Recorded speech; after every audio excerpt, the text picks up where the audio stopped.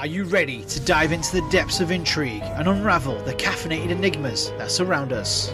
Look no further than the electrifying world of Caffeinated Conspiracies, the podcast that's about to jolt your curiosity awake. Join us for a caffeine-fueled adventure where every sip and every secret is a clue waiting to be deciphered. In each episode, our dynamic hosts delve into the most thought-provoking and jaw-dropping theories that will leave you wide-eyed and pondering. From mysterious artifacts all the way to the depths of the ocean, cover-ups, conspiracies, the unknown, all with a cup of coffee. Available on all major podcast platforms. Subscribe now and stay tuned for mind-blowing episodes that will leave you questioning everything. Remember, truth is stranger than fiction. So let's dive into the mysteries together. Join us on Caffeinated Conspiracies, satisfying your curiosity one cup at a time.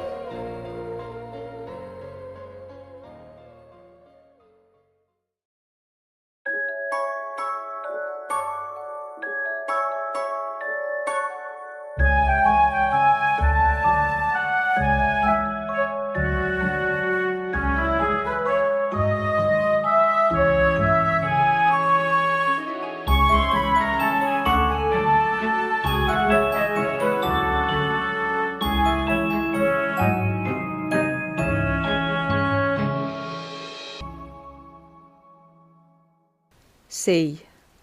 Feel the waves quietening the mind. Breathe in time with the ocean. Salt on lips, hair curls around a face. Watching the wind master the tides. Mighty forces battle for power. Elements of air and water. Insignificant but inspired, standing momentarily in this battle scene. And when it is time to leave, the forces will still rage on ceaselessly. Well, hello, witches and beautiful souls. It is I, Swailes, the friendly green witch, on the Bell Witch podcast, witching in the 21st century. This is episode 25. And, oh, are you ready for this? Drum roll, please.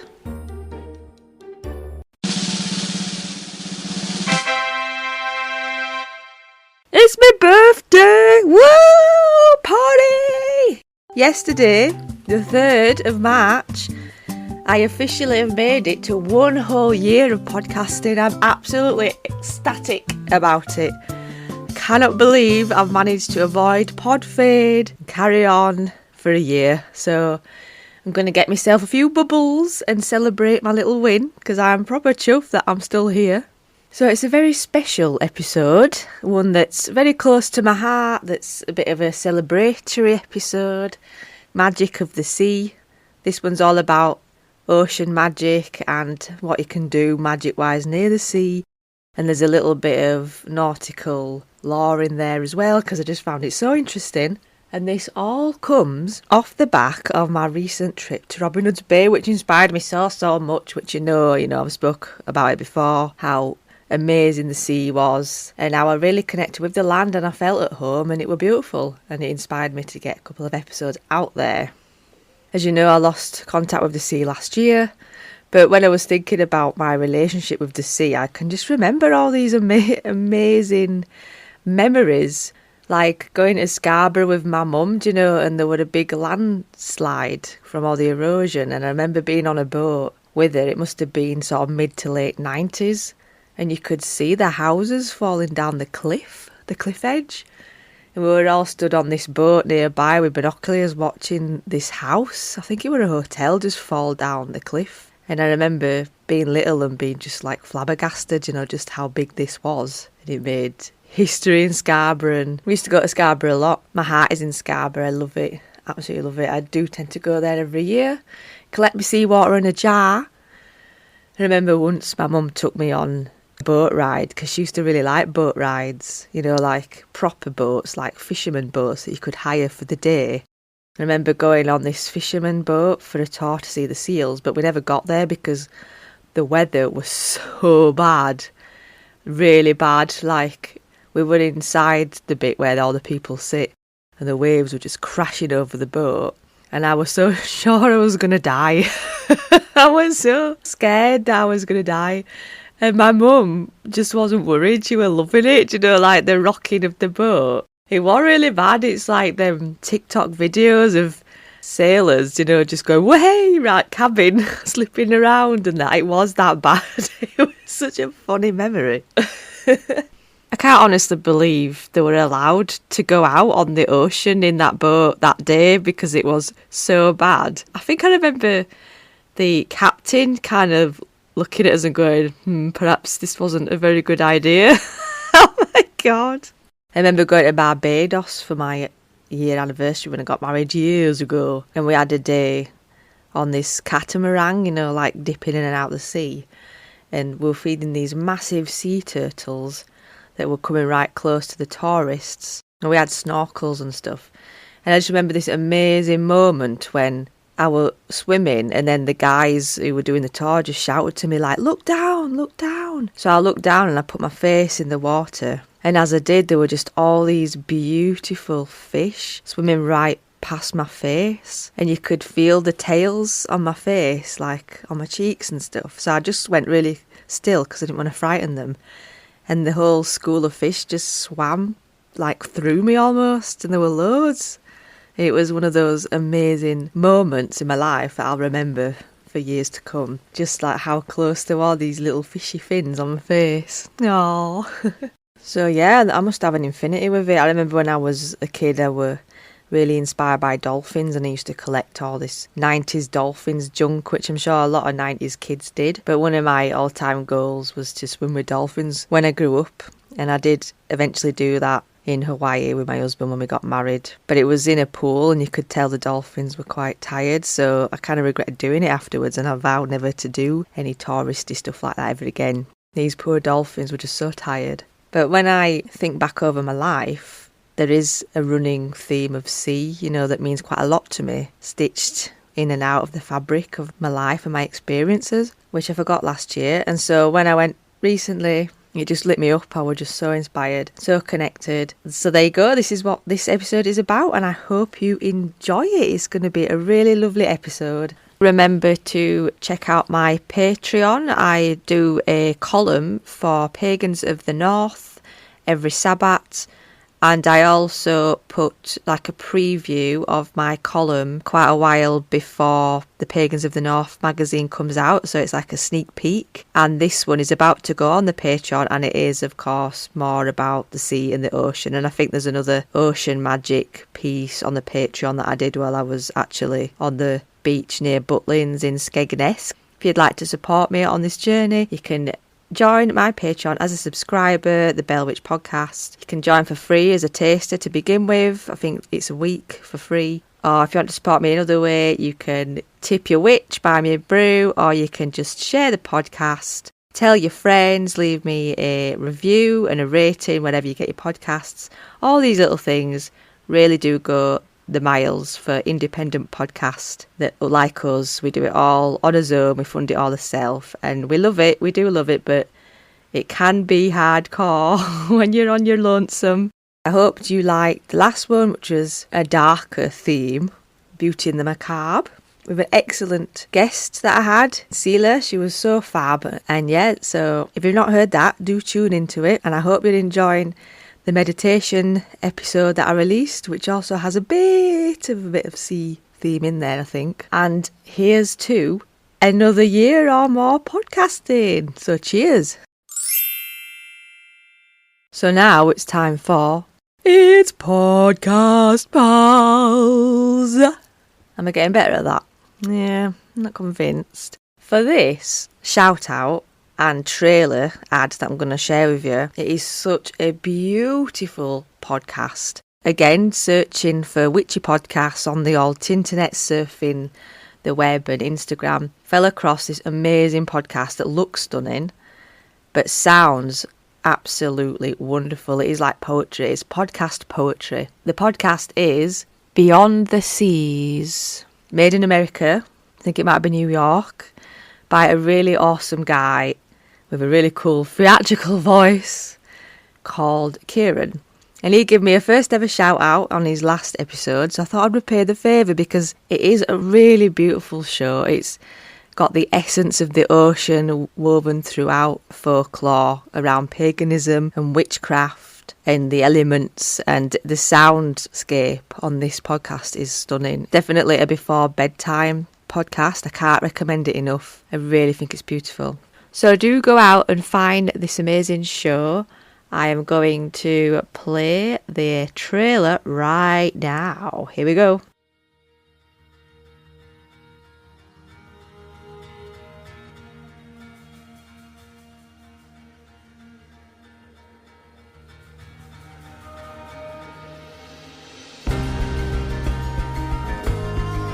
Grand tidings and welcome to you on this, Beyond the Seas. This show is all about the fusion of head and heart, academics and folklore, storytelling and scholarship, myth and magic. Do we need to say any more?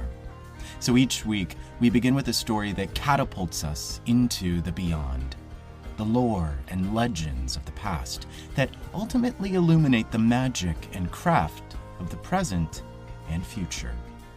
Coupled with soothing tones and tunes, this podcast is all about relaxation and reemergence of the old ways, with a bottle of wine reviewed weekly. So, join me, Kieran, as I invite you to fill your goblets, drinking horns, and chalices, while finding your comfiest of chairs, so that you may close your eyes and travel with me beyond the seas.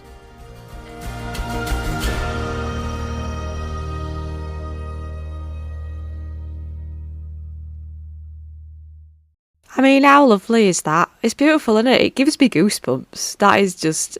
It's like a sculpture in my mind. It is so gorgeous. So Kieran has this dream to get a little bit of a community going on within the witchy podcast sector. So at the moment, I've got a fantastic little community around me of podcasters, and they are mostly from the true crime, ghost stories, comedy, variety shows, and nondescript social type podcasts. I don't think there's any witchy podcasts. Kind of like I'm the only witch in the village.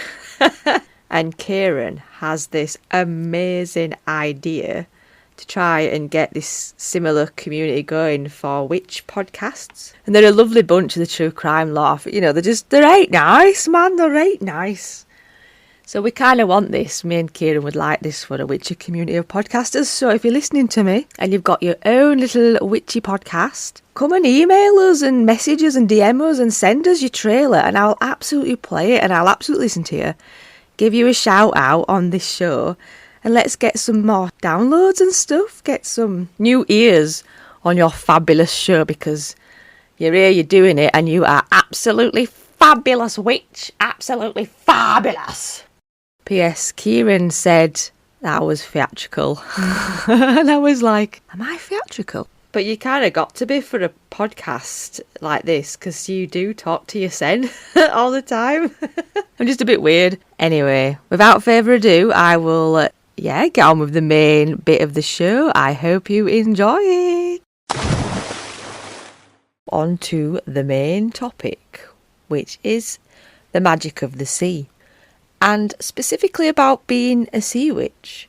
Are you a sea witch? I'm pretty sure I am. Definitely. I absolutely adore the sea. I've come to realise that last year I was really disconnected from the ocean because I was just so busy camping and stuff. And I realised I hadn't seen the sea in a year, which is just phenomenal. I think I've mentioned this before. And I kind of vowed to myself I wasn't going to let that happen again, because there was something missing that year, 2023. Even though I was having a great time and I was really inspired and I was really busy, I missed the sea and the relaxing ocean waves, and everything about just being at the sea calms me.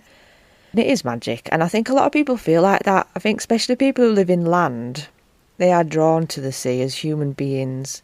We look at it in awe because it's just so vast and it's huge and it's a law to itself, you know. The sea can give in abundance, or the sea can take away.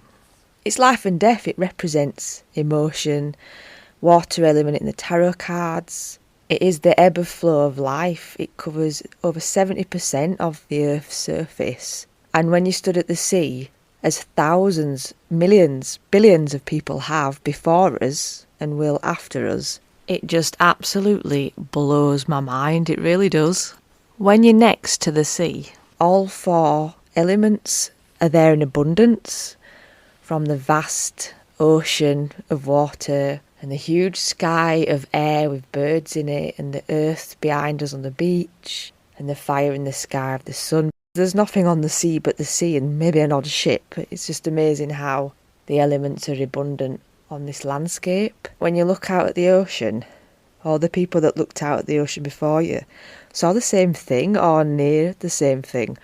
And I don't think there's anywhere else on Earth that you can actually say that, because we're always changing and transforming and building and demolishing and rebuilding and desperate for change. And the sea can't really be ruled by us humans as yet, anyway. We can't really build on the sea. I mean, sure, we can drill into it and fish on it, cruise on it and ski on it, but we can't change it massively in terms of the horizon. And also in terms of underneath the ocean surface too. So when you think of the ocean, such a magical place that can be used to gain magnificent insights and also a state of well-being and a state of calmness. If you allow the sea to work its magic on you, you will absolutely be a sea witch. So when you think of a sea witch, what pops into your mind? Sea witch, I think a lot of people would think of Ursula, the shape-shifting, magnificent, curvaceous, octopus-like queen of the dark sea. She's pretty awesome. And I saw a meme recently that said, remember, Ursula is a shapeshifter, but yet she chooses to look her authentic, beautiful, curvaceous self. You know, beauty spot and all. And I thought, oh yeah, I've never really thought of that, but it's quite cool. I also quite like Calypso, do you know, in Pirates of the Caribbean, is it 3? Calypso is such an awesome sea witch with all the little stone crabs. If I were to pick a sea witch, I would choose Calypso from Pirates of the Caribbean. And so I'm going to include a little bit of information about Calypso, the sea goddess, and all that she represents and stuff. And also, it wouldn't be a podcast episode on sea magic if I didn't include a little bit of nautical folklore, because there is masses of it. When I was doing the research, it just kept coming up with sailors' superstitions, and blimey, they are a right superstitious bunch. The stuff they did and still do is amazing. You know, I think that's where the saying touch wood come from, because when ships were made in wood, it was certain woods that were thought to be lucky, like mahogany and stuff, and people would carve things in them, take them as a talisman on their voyage. And then I think that's where touchwood came from, because they'd touched the talisman or the ship that they'd carved stuff into. Touchwood for luck. There's definitely a link there. The ocean is a vast abyss that we only know a tiny little bit about. We probably know more about the skies and space than we do the deepest oceans. The sea is such a huge, powerful beast. It is swayed by the sun and the moon with the gravitational pulls. Both the sun and the moon can affect the sea, and it does tend to follow them around the globe in like a massive Mexican wave.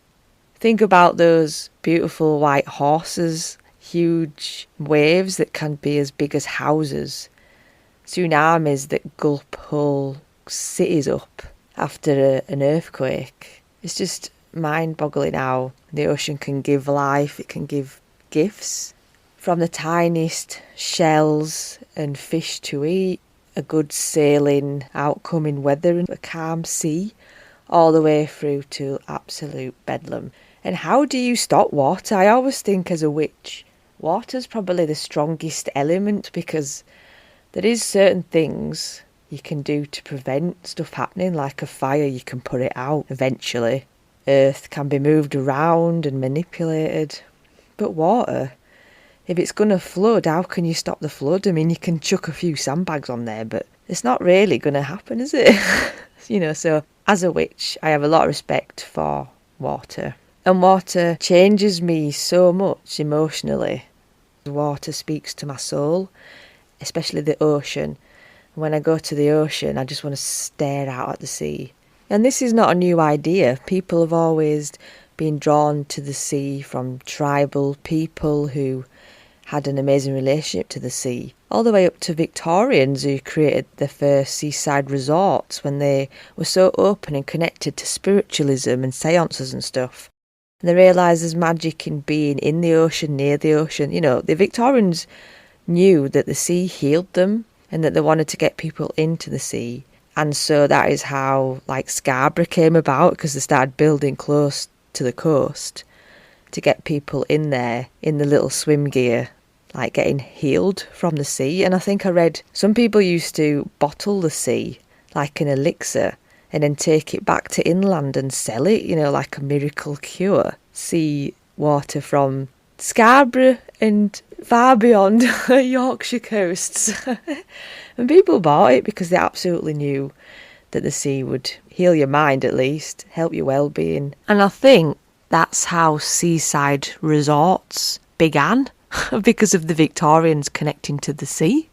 And that brings me on to how you interact with the sea, the ocean. Do you bring loads of stuff back with you? Do you have masses of shells and rocks around your house?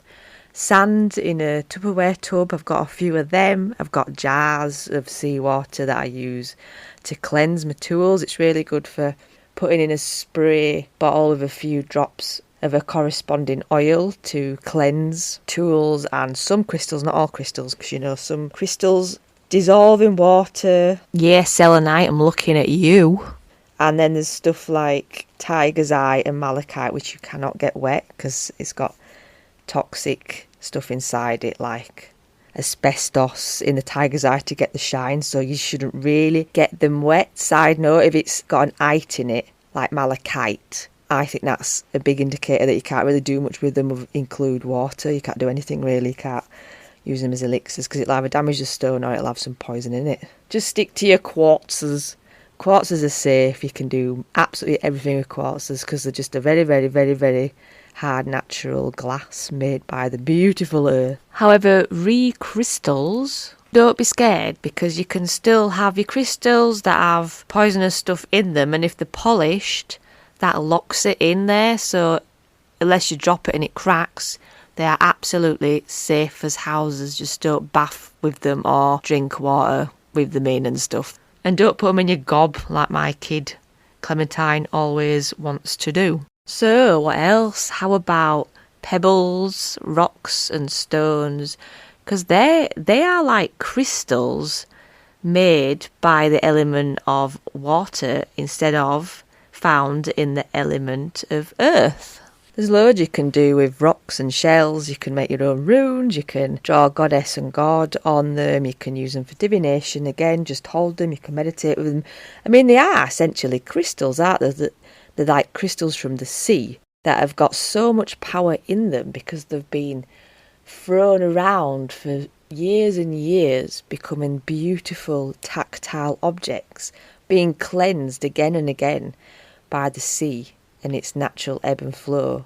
The sea is so great for cleansing and grounding because it's such a mass part of our beautiful earth.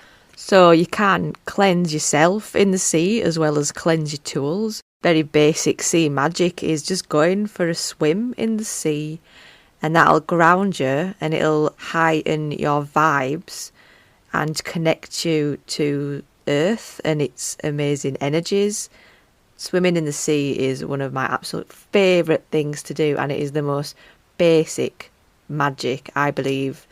If you get in there and you're mindful of what you're doing and feeling all the waters cleanse you and, move around your body and stuff, and then you can kind of do a bit of a mindfulness moment in there. Even getting your feet and having a paddle in the sea, you're still making that connection. It's still the most witches normal thing to do.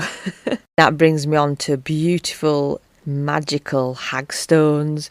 Oh, I were looking for hagstones when I were at Robin Hood's Bay, and there was none. They were just so hard to find, and it was a beautiful pebbly beach. I was very surprised that I didn't find any hagstones. Anyway, there we are. I do have a lot hung up over my bed. I've got a string of hagstones that goes over my side of the bed to protect me from the evil eye and negativity and bad dreams and stuff like that. I mean, it is said if you hang them up or put them on a necklace, that enhances the power because they become an amulet.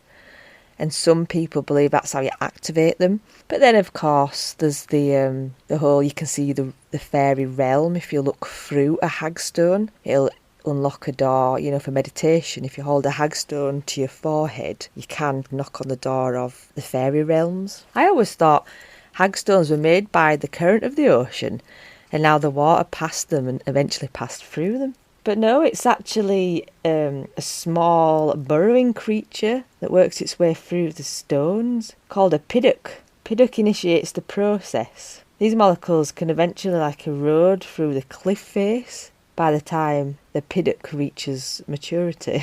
It could have bored itself as far as a foot in depth into a rock face. Oh my god, I've just googled what it looks like, and it's kind of like a white, long shell-looking thing. But there's a picture of it hiding in a hole, and you can just see its little mouth hiya!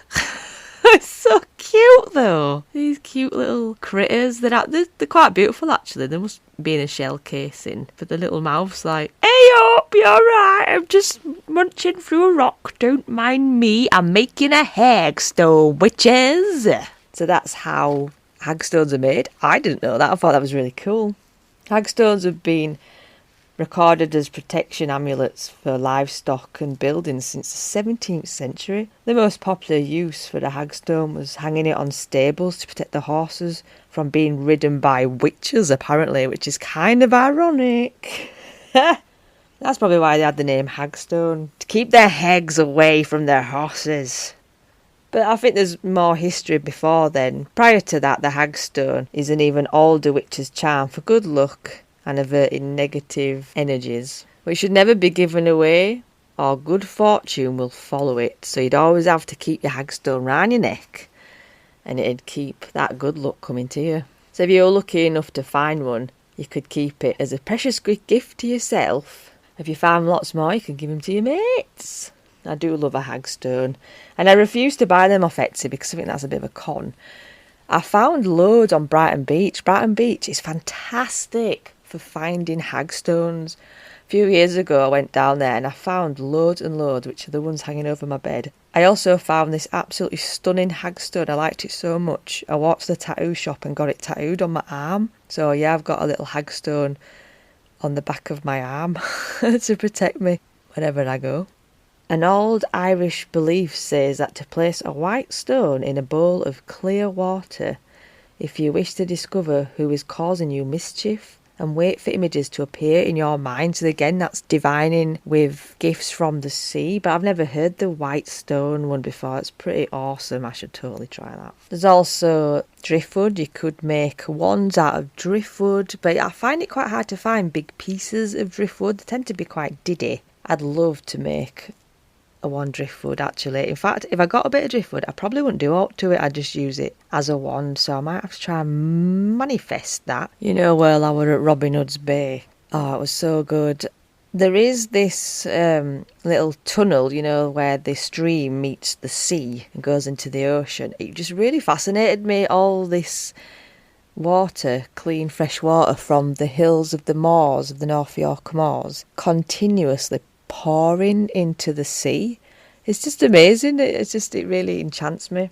But this is really good for magic, apparently, where the sea and the river meet. It's like where fresh water meets the salt water. It's really good for confusion and chaos.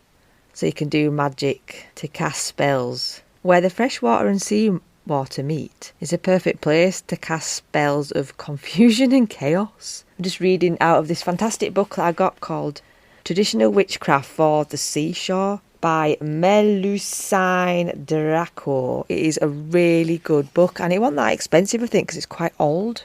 And bits and bobs I knew in it already, and some stuff was just well cool. Yeah, there's definitely a pull where the two waters meet. And many of them you can trace right back to the end of the last ice age, when the deep river valleys were flooded about 10,000 years ago. It's crazy! Did you know there were 4 tides to represent each element? So sea tides obviously is element water, and this is at the time of the local high tides and low tides. And then you've got earth tides, which is the element of earth, and that's at the time of the full and new moons. And atmospheric tides for air at the times of the moon's first and third quarter. And then you've got your cosmic tides, which is fire, and this is at a time of increased sunspot activity. So I guess that would be in the summer, wouldn't it? The spring and summer. I never thought about them being more than just one tide. While I were researching, I kept coming across this fabulous experiment that was done with clams and oysters. Loads of clams and oysters were collected from the sea and taken miles away to a different seaside. Clams open and close with the currents of the ocean, and they depend entirely on the currents to tell them how to live their lives, you know, the little clamshell lives. People took them thinking they won't be able to still open and close because they're not at that sea. And for a while, they did follow the original tides of their homeland, but as they were left in this new place near the new sea, they slowly began to follow the currents of the nearest ocean. Having not even been in that ocean, the whole body clock behaviour changed and matched the current seasonal change of their now local ocean. Isn't that phenomenal? You know, so to me that says if we tune in to our bodies and the ocean, make that connection, because we're made up of so much water. I mean, it's obvious we're going to be affected by the moon and the sun and the ocean. We just need to be mindful of it and make that connection, be like the clam and try and tune into the tidal waves. So brilliant, I love it. Oh, this bit is right good. Swailes likes this bit. I'm just going to have to tell you about Nautical, Folklore and sailors and stuff, because it was just so cool. They have so many ancient customs, and it's thought to be a survival of pagan sea god and goddess worships, observed well into the 20th century. Fishermen would construct garlands of flowers for the wooden frames, you know, the figureheads for each fishing boat, and the garlands were carried around the houses and blessed before taken out to the sea and thrown overboard as a kind of offering to the sea for a good voyage. The townsfolk would carry fire around the town of each fisherman's house, asking for the energies of the sun and stuff to keep them warm and keep the tides calm. And then eventually they'd finish at the boat before the voyage, take the flame on the boat and then put it out before they set off, which is a pretty cool little internet fact that I found. Cats on board were considered extremely lucky, and there'd often be a cat as part of the team on the voyage, and this cat would get treated so well because it was like their little lucky omen that they'd look after it. If the cat fell overboard, it was not a good sign, and the fishermen and the sailors would be just so worried. Contradictory enough though, a woman on board, everybody knows, was bad luck, wasn't it? Even though the figurehead on the boat, which was like the most important part of the boat, was always a female with her boobs out, you know what I mean? Boobs, there's always boobs. Some think this is because she represented the soul of the ship, and that is why ships even today are considered a she, because she was like a goddess made for the ship's soul, and if it was to get damaged or fall off, again that'd be certain doom. So this figurehead would get looked after intensely by the crew, and I think there'd probably be a job just looking after this figurehead at the front of the boat. You know, people thought she couldn't sink the ship. The ship wouldn't sink if it had a figurehead And the name of the vessel would be a big part of this identity of the ship, and it was chosen with great care. It got chosen when the ship hit the water, before it set off. It had to be in water before they could name it. So I think there's some connections there as well with smashing stuff against the ship, maybe, to name it. I don't know, I bet there's lots of little connections there. There's also a link recorded with the belief almost 2,000 years ago that a storm may be lulled by a woman uncovering her body out to the sea. So the sea could be cross, and then you'd see the figurehead with boobs out, and hopefully that would calm the sea. So maybe if the vessel that they were sailing was a woman, perhaps there was only enough room for one woman on the voyage, and they didn't want to upset the goddess was represented by the figurehead. I don't know, you know what I'm like? I like to just speculate on stuff like this because I kind of get little feelings and little thoughts here and there, and I think that might be one, at least, of the reasons why women were bad luck on the ships for a voyage. Oh, they were so superstitious. I love it. And what's amazing as well is a lot of things we say today and do, especially from a witch's point of view, has got roots in nautical folklore and tradition. Everybody knows red sky at night, shepherd's delight. Red sky in the morning, sailor's warning. That was like a proper hardcore truth when sailors are going out and using the weather to determine whether it was a good idea or a bad idea to set sail. Like the seaman's ability to read the sky is massive and should not be dismissed. Like the lore about the clouds and the sky colour, like they were more reliable than bewitching stuff about birds and beasts. And even the weather depends like on the shade of blue. You might think that a blue sky is really good, but it's not always the case. It depends on the shade of blue. A very dark blue sky against clouds are sharply defined as a forerunner of a stormy weather coming, but a soft blue light means settled weather. So they knew all this, and then they used to create rhymes, to pass on to other sailors, and over time they became little ditties that we know today. And they used to throw coins over as well. Maybe that's why we throw coins into water now, because it's got historic roots in good luck charms for sailors. Do you know what I mean? It's so cool to think about it. In Britain and Ireland as well, seagulls were traditionally thought to be the souls of seamen that had died at sea. Given the nature, look and cry of the seagull, because they seemed like the shriek, it was pretty dodgy bad luck to have a seagull come onto your ship. You'd think it were a bad omen from another sailor that might have died and be lost to the ocean. It reminds me of that crazy film. Have you seen that black and white film? And I think it's just called Lighthouse, based on that strange mystery. I just had to Google what it was called. It was in the 1900s, and it were these fishermen that went missing on the Flannan Isles, and they just had vanished, like these three sailors had just vanished into thin air. Sailors lost their mind on this tiny little island looking after a lighthouse, left in mysterious circumstances, and there were clocks had stopped and there were coats about and food left on table, and it's a proper conspiracy story. The film Lighthouse is based on that story.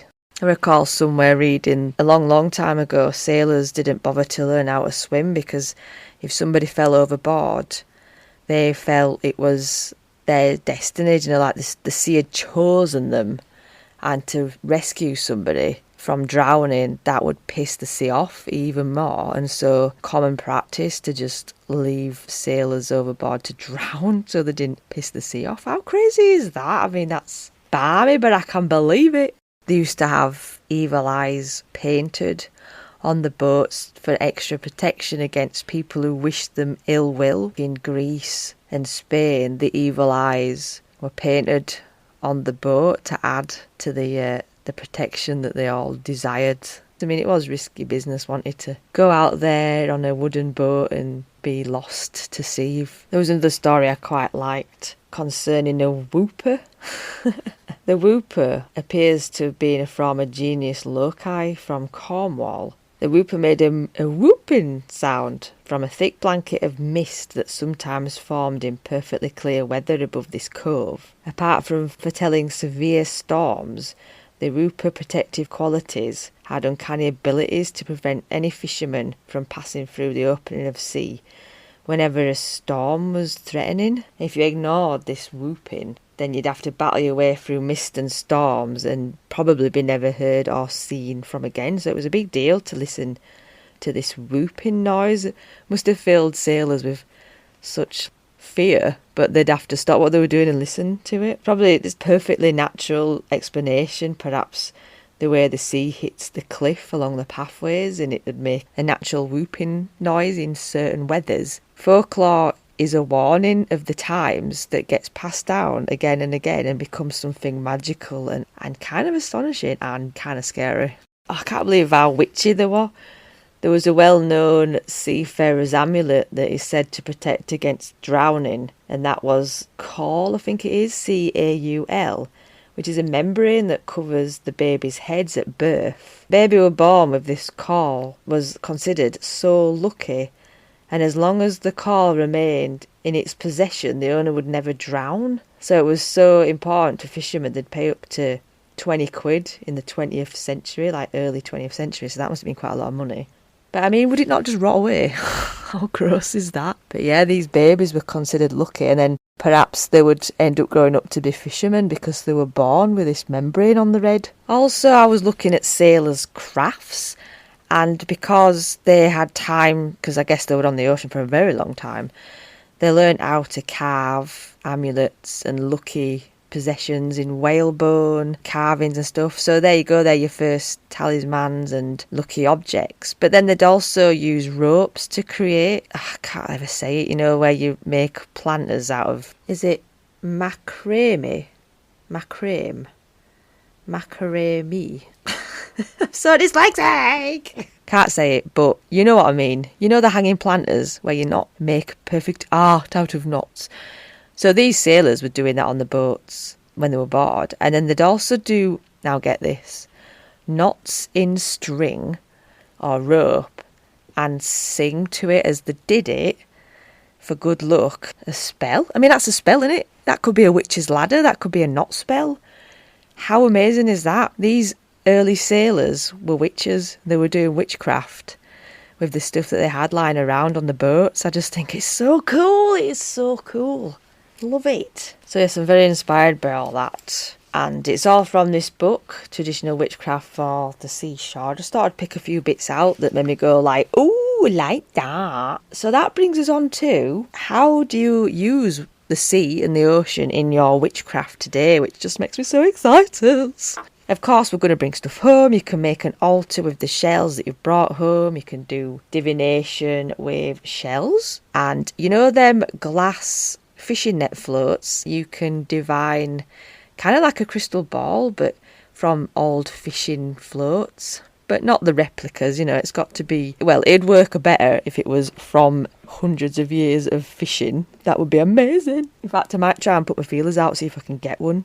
Just to see if I can scrying it. You can scrying everything, really. Did you know you could scrying rock pools? Be on an evening, calm sea, if there's rock pools, you could use the moon to look at the reflection in the sea. Moon glade is called. So this is a path of moonlight across the actual sea that's broken and catching the motion of the waves between the moon and the watcher. In Tudor times, this term moonshine in the water was a common phrase for empty notions or dreams. To bring some seawater home with you and put it in a bowl and add some ink or throw some shells in it and be open-minded and have a meditate on it and see what comes to you. Seawater's great for moon water. Can you imagine if you got seawater and then got it under moon? In full moon, it'd be just so heavily charged up. And then you can bath with it then. Put it a tiny bit in the bath. It can cleanse you and ground you. It's just so good for cleansing because of all the movement and the heat and stuff. Seawater to bath with is high up on my list of things to do. The problem with that though is I go through it quite quick, and I only take a jar every time I go to the seaside. Should probably take a bucket with a lid. Another amazing thing you can do to see if your body recognises the tides of the ebbs and flows of the earth is if you stand next to the ocean and put your hands together to feel your aura between your palms, and just see what it feels like in full tide when the tide's in. See if it makes any difference, and then come back and do it again at the seashore when the tide is far out and see if it feels any different. I mean, you should be able to feel a slight tingling or a heat or a coldness. It takes practice, but if you did this for a week or so while you were on holiday, and then when you go home, you could check the times of the high tide where you were and practice it at home and see if, like them amazing little oysters in that tank in a different town, be like the oyster and see if you can pick up on the vibes of the tides, you know, to use it in your witchcraft, so then you can adjust your timings and conform to what you want from the tide. But I think it would do something. I think I would be able to feel something, perhaps a bit like Reiki, the feeling of Reiki coming through your hands. Oh, I've just said Reiki now, and my hands have started pulsating apart, you know, because I just mentioned Reiki, and because I'm putting my hands together to feel it and I can feel the heat. Sorry Reiki, I didn't mean to say that. Turn it off quick. When you take stuff from the beach, shells and rocks, be mindful what you're taking. I mean, I do take quite a lot, especially my kids take quite a lot, but I always have it in mind that I absolutely will return these items when we're finished with them, when they've grown up. When I want different ones, I'll take them gradually back to the ocean, and that's kind of like an offering. But also you could make offerings to the sea that aren't litter. I must emphasise that are not litter. You know, you could create an altar on the beach with the things around you, which I find quite beautiful, and then when the ocean comes in, it'll take it with it. This altar that you've created with love and respect. Also, wouldn't it be great if we could get into the habit of every single time we went to the beach, we take litter home with us, you know, that isn't even ours. Yes, of course we take our own litter with us, but can't it be normalised that we take a bag and we just take a little bit of litter home with us from the beach, or put it in a local bin or whatnot? That is an offering, not necessarily an offering that you give physically, but an offering in terms of an intention to do good and to look after the sea, because even though the sea is mighty, you know, it needs help at the moment. It's got plastic in it, it's got carrier bags in it, you know, the fish are eating the straws and we're eating the fish, so we're eating as plastic. I mean, I can't dwell too much on that because it does make me actually quite upset. And a few years ago I had to do the tapping, you know, the emotional freedom technique to get over the worry of the earth, because it was just keeping me up at night. It was just so hardcore, worrying about the state of plastic and stuff. But if all those pagans did this every time we went to the beach, it didn't have to be loads, could just be a handful of bottles, carrier bags, even bottle tops from people's beers, you know, every little helps, and it'd just be so wonderful to give back to the earth that way. I love the sound of the beach. I love the where you can hear the sea in a shell, in a conch, when you put it to your ear. That's magic. When we were there at Robin Hood's Bay, my two daughters spent most of the time putting shells to Rio, going like, oh, can you hear that sea? Can you hear that sea? And I was like, yep, that's the magic of the sea. It gives us so much, and people meditate to ocean sounds and dolphins and stuff. It gives to us in so many ways. It's beautiful. Anyway, I found this sea blessing ritual whilst I was doing a bit of a Googling, because I wanted to give you an action for the sea. It's also important to mention, follow your instincts, follow your intuition. You don't really need a how-to, as long as you're being mindful of what you're doing, you're not causing harm to the earth. If you're feeling the need to create something out of sticks, or take certain shells home and do stuff with them and write on them and bury them in your garden, or art with them or journal with them, you know, that's right. That's your instinct telling you you're making a connection to this ocean and this is how you'd wish to do it. Anyway, so this is a sea blessing ritual, and I got this from the centreofexcellence.com. Can you believe they do a sea witch course? How amazing is that?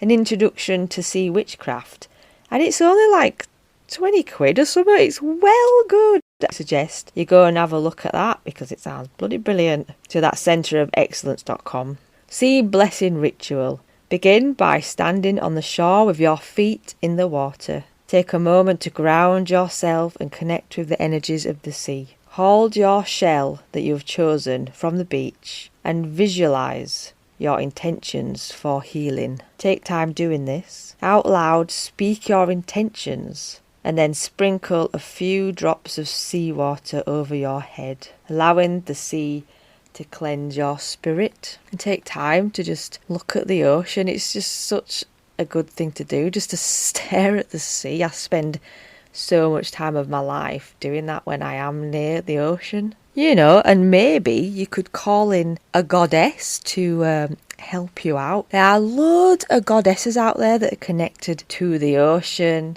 Neptune and Hecate. But the one that stood out to me for this was Calypso. There doesn't seem to be much written about Calypso. Technically, she's not a high up goddess. She's like a nymph. And she had lots and lots of sisters that were all ruled by a sea king who was not Trident, that's from bloody Little Mermaid, isn't it? Of the Titan Oceanus and his sister wife, Tethys. Sister wife? What the heck? She was, along with one of her several sisters, one of the companions of Persephone. When the maiden was abducted by Hades, the god of the underworld, her name may signify sheltering in a cave. So Calypso possesses healing powers that can give or can take away, very much like the sea. She's known for trapping a mortal for 7 years because she wanted to marry him and have lots of babies. And he were pleading to leave, and so she allowed him to make a boat, giving him bits of material because he wasn't much and he worked hard. It took him 7 years. Calypso is so powerful she can control and manipulate the air to her own advantage, enabling her to get clear a perspective and understanding and good old swords energy, you know, just cut through the bullshit. She doesn't suffer fools gladly, you know, she gets shit done. She seems like such a cool goddess. I really like her. I always think about Pirates of the Caribbean when thinking about Calypso, do you know, where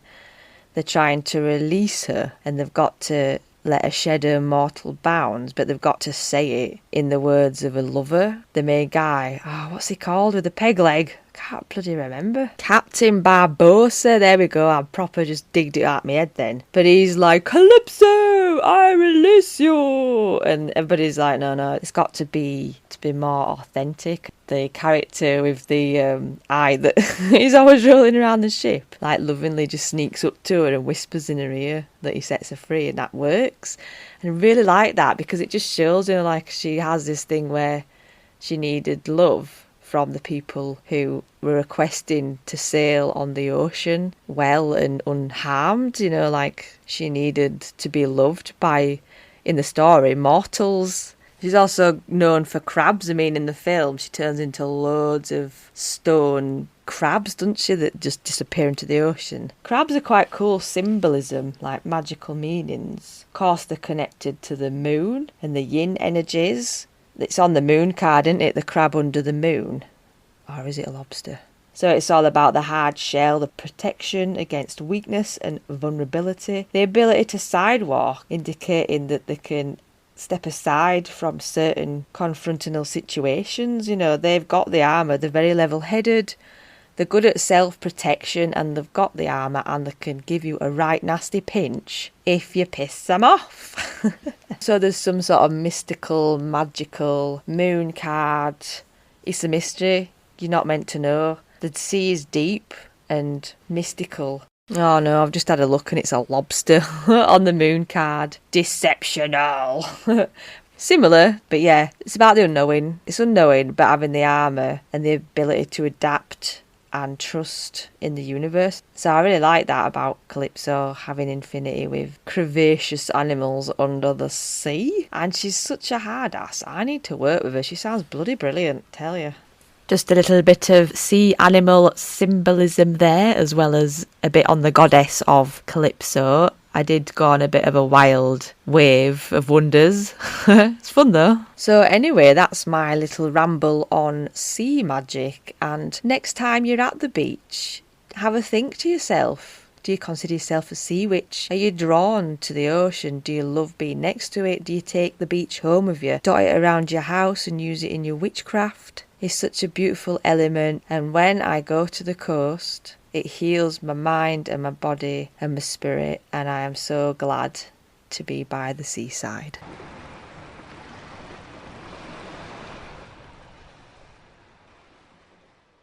You have been listening to the Bell Witch podcast, Witching in the 21st Century, written and produced by me, Swailes, a Friendly Green Witch. Official podcast photographer is Beverly Thornton. Music by Jeff Harvey of Pixabay, made on Wavepad master and distributed via Zencastr. Want to come and guest on the show or got a topic you'd like me to cover? Email me at thebellwitchpodcast@yahoo.com. If you're enjoying the show, please leave me a review. Thank you for listening and stay magical, witches!